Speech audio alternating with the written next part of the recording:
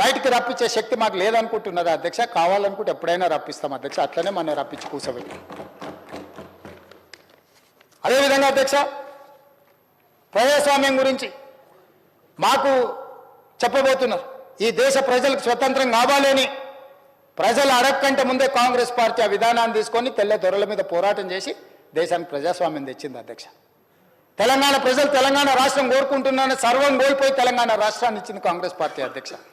తెలంగాణ రాష్ట్రం వచ్చిన తర్వాత ఇనుప కంచెలతోటి ప్రగతి భవన్ చుట్టూత పహారాలు ఉంటే డిసెంబర్ 7 నాడు మధ్యాహ్నం మేము ప్రమాణ స్వీకారం చేసే లోపల ముళ్ళ కంచెల్ని బద్దలు కొట్టించి దొరల గడికి జ్యోతిరావు పూలే భవన్గా మార్చి పేదలు ప్రతిరోజు అక్కడికి వచ్చేటట్టు, వందలాది మంది అక్కడికి వచ్చి తమ విజ్ఞాపన పత్రాలు ఇచ్చేటట్టు దాన్ని అత్యంత చిత్తశుద్ధి కలిగిన డాక్టర్ చిన్నారెడ్డిని ప్లానింగ్ కమిషన్ వైస్ చైర్మన్ చేసి వారంలో 2 రోజులు అక్కడ కూర్చొని మొత్తం వ్యవస్థను ఏర్పాటు చేసి ప్రజా సమస్యలను పరిష్కరించడానికి ఒక వేదికగా మార్చిన చరిత్ర మాది అధ్యక్ష.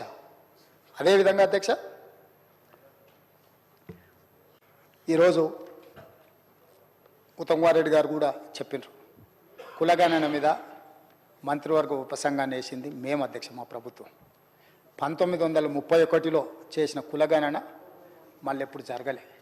మండల్ కమిషన్ 52% బీసీలను గుర్తించి 27% రిజర్వేషన్లను రికమెండ్ చేస్తే ఆ 27% రిజర్వేషన్లు బలైన వర్గాలకు మొదటిసారి వచ్చింది. మండల్ కమిషన్ కూడా నిర్ధారించింది 52% బీసీల లెక్క.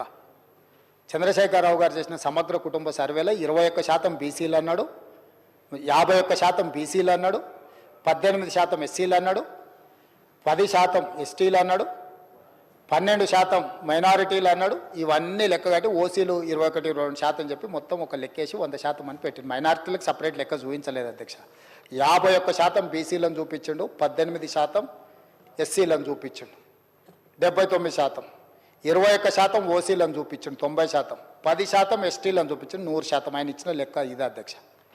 ఈరోజు మేము మంత్రివర్గ ఉపసంఘాన్ని వేసి చర్చించి ఆ తర్వాత కమిషన్ని అధికారులను అందరిని నియమించి ప్లానింగ్ డిపార్ట్మెంట్ ద్వారా 1,03,000 మంది 94,000 మంది ఎన్యూమరేటర్సు, 10,000 మంది సూపర్వైజర్లు, అదేవిధంగా కలెక్టర్ల నుంచి చీఫ్ సెక్రటరీ వరకు, ఎన్యూమరేటర్ నుంచి చీఫ్ సెక్రటరీ వరకు, ముఖ్యమంత్రి నుంచి మంత్రివర్గ సహచరులందరూ మంత్రివర్గ ఉపసంఘాన్ని ఏర్పాటు చేసి ఒక వ్యవస్థను చేసి 50 రోజులు నిరంతరం చేసి 3,54,774 మందిని ఈ భాగస్వాములను చేసి 96.9% పాల్గొన్నారు.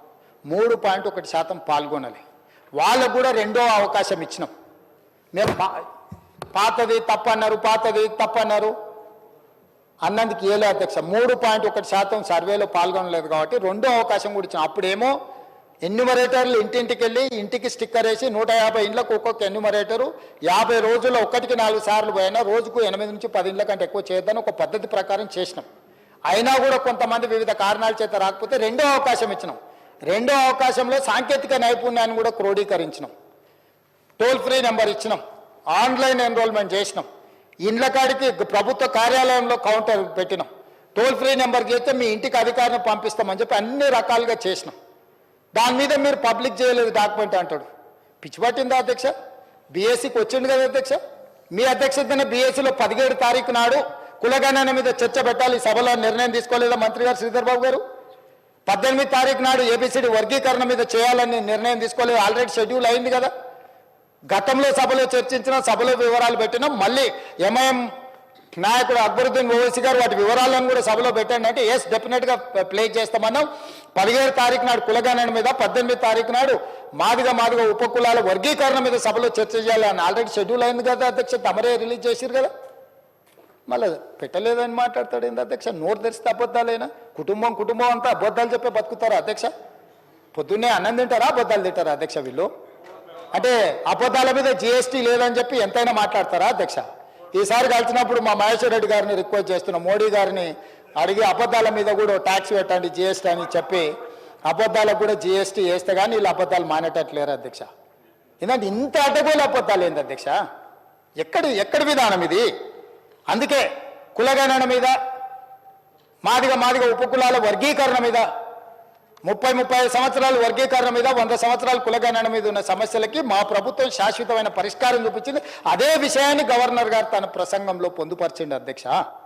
ఆ విషయాలను ప్రస్తావించిండు. ఇదొక గొప్ప విజయము, ఇదొక సామాజిక పరివర్తన.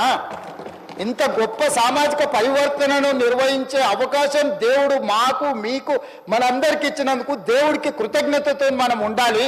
తెలంగాణ ప్రజలకు మనం కృతజ్ఞతతో ఉండాలి. చిల్లర మల్లర రాజకీయాలు చెయ్యొద్దు.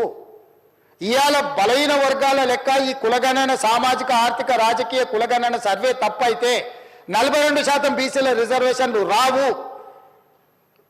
ఆ 42% బీసీల రిజర్వేషన్లను తిరస్కరించడానికే ఈ లెక్క తప్పు అంటున్నారు. తప్పుడు లెక్క ఉంటే రిజర్వేషన్లు రావు అధ్యక్ష. తప్పుడు లెక్క అని చెప్పడంలో కుట్ర దాగి ఉన్నది. ఇక ఒక ఆయన ఏదో మాట్లాడిండు, మీ ఎమ్మెల్సీ అంటుండు. ఆ ఎమ్మెల్సీ మీ గురించి కూడా చాలా మాట్లాడిండు. వాటన్నిటి నిజమైతే ఇది కూడా నిజమని తీసుకుందాం. సేమ్ ఎమ్మెల్సీ మీ గురించి, మీ కుటుంబం గురించి, మీ వ్యవహారాల గురించి సంవత్సరాల నుంచి మాట్లాడుతున్నాడు. అవన్నీ ఒకసారి లైన్అప్ చేసి ఇక్కడ పెట్టి అవన్నిటిని మీరు ఏకగ్రీవంగా ఆమోదించి ఇప్పుడు ఆయన మాట్లాడింది కూడా ఆమోదిద్దాం. ఇక ఆయననే ప్రాతిపదికగా తీసుకుందాం. పరిమితమైన సమాచారంతో, పరిమితమైన అవగాహనతో ఎవరైనా మాట్లాడినా బాధ్యత కలిగిన ప్రతిపక్ష నాయకుడిగా చంద్రశేఖరరావు గారు తప్పు ప్రభుత్వం చిత్తశుద్ధితో చేసింది. సరే, మాకేదో భయం ఉండి మేము పాల్గొనలేదు. మా వివరాలు మేము బయటికి చెప్పం. ఎందుకంటే లెక్క తెలిస్తే సమస్య వస్తుందని ఏమన్నా లెక్క పత్రాలు ఆస్తులు ఇవి తెలిస్తే. ఆ రోజు రేవంత్ రెడ్డి గారు వద్దు అన్నారు. ఆ రోజు నువ్వు ఎవరిని నియమించినావు వాడికి తెలియదు. వచ్చినవాడు ఇంటికి వచ్చినవాడు దొంగోడో మంచోడో తెలియదు. ఎవరితో చెప్పించినావు లెక్క చెప్పు. ఇవాళ మొత్తం ప్రభుత్వ ఉద్యోగులు, టీచర్లు, ప్రభుత్వ సిబ్బందితో చెప్పించి మా బట్టి విక్రమార్క గారు ప్లానింగ్ డిపార్ట్మెంట్ చేయించింది. ఎవరిని పడితే వాడిని ఇంట్లోకి దోలలే. మేం చేసిన దానికి మీరు చేసిన దానికి ఆకాశం అంత అంతరం ఉంది. మేము పక్కాగా పకడ్బందీగా ప్రభుత్వ ఉద్యోగస్తులను పెట్టి చేసినాం. నువ్వు చేసిన వాళ్ళు ఎవరో వివరాలు చెప్పు. 12 గంటలలో ఇన్ని కోట్ల మందిని లెక్కలు రాసుకొచ్చిన వాళ్ళ వివరాలు ఏడున్నాయి. ఇవాళ ప్రతి